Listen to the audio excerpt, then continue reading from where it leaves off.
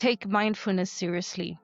I heard about it before my second burnout, and it was kind of like the nice to have thing. I was like, this is cool, I should do this more often. And of course I never did, until only last year I did the full 8 weeks mindfulness based stress reduction program, and then I did the mindfulness flow for work program. And it's not like the yogi thing.